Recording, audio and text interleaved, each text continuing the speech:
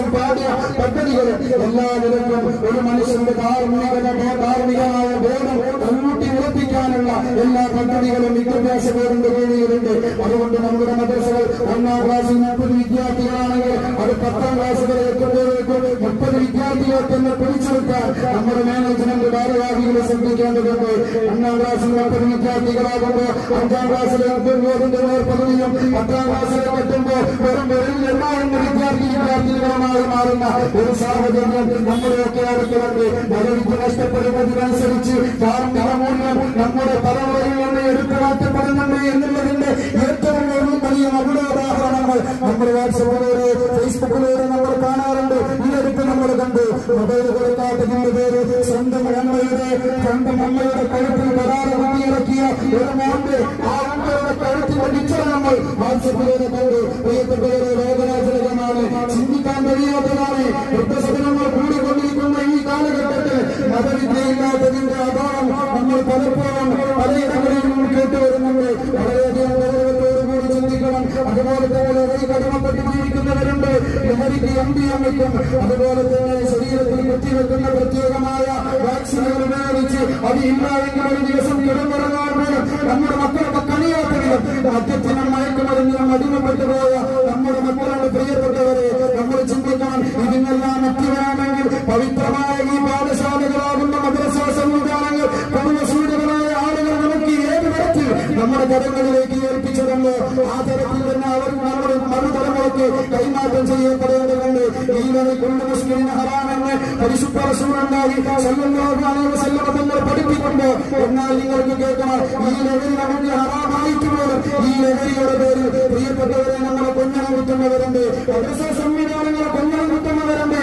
അതുപോലെ തന്നെ ലഹരി നാർക്കോട്ടിക് ജിഹാദ് എന്ന് പറഞ്ഞുകൊണ്ട് പ്രത്യേകമായ ഒരു ജിഹാദി പേരിട്ടുകൊണ്ട് ഒരു ക്രൈസ്തവ ഭാരതി ഒരു ദിവസം പ്രസംഗിക്കുന്നത് നമ്മളൊക്കെ സോഷ്യൽ മീഡിയയിൽ കേട്ടു.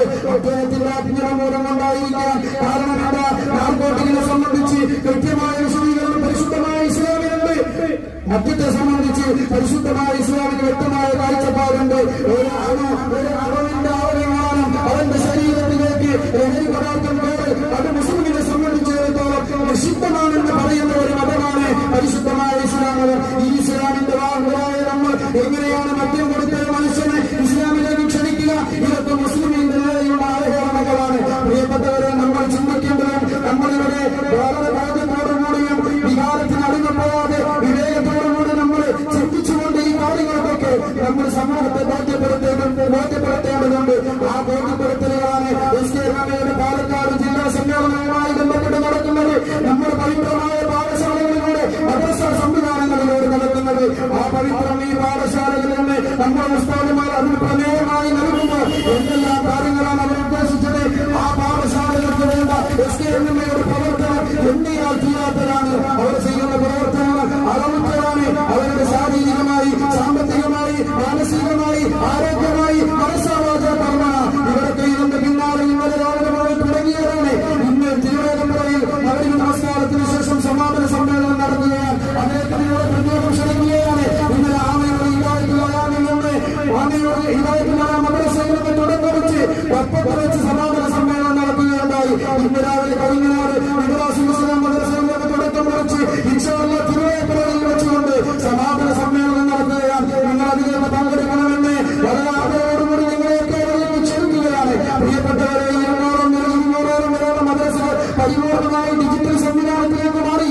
അതുപോലെ തന്നെ ഇനി അവിടുന്ന് അങ്ങോട്ടുള്ള മദ്രസകൾ ഡിജിറ്റൽ സംവിധാനത്തിലേക്ക് മാറാൻ പോവുകയാണ്. സമസ്തയോടമെന്ന് പറയുന്ന പണ്ഡിത പ്രസ്ഥാനം വെറും കിതാബുകൾ ചെറുകഥകൾ നടത്തി മുസ്ലിം ഉമ്മത്തിനെ ബോധ്യപ്പെടുത്തുക മാത്രമല്ല, കാലത്തിനനുസരിച്ച് പരിശുദ്ധ ശരീഅത്തനുസരിച്ച് ഇസ്ലാം അനുസരിച്ച് മതത്തിനനുസരിച്ചുകൊണ്ട് എല്ലാ വിനോദ മേഖലകളിലേക്കും കടന്നു ചെല്ലുന്ന എന്നതിന്റെ ഏറ്റവും വലിയ ഉദാഹരണമാണ്.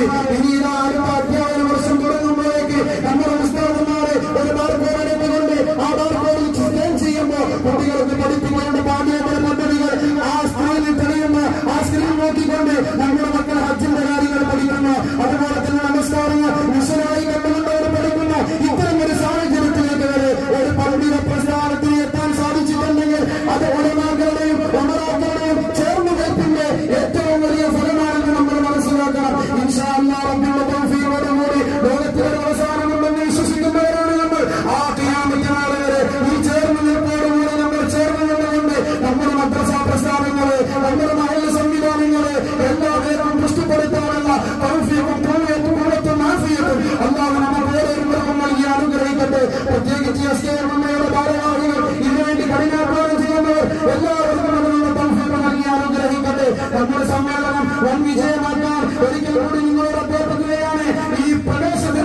ഒന്നിലധികം വാഹനങ്ങൾ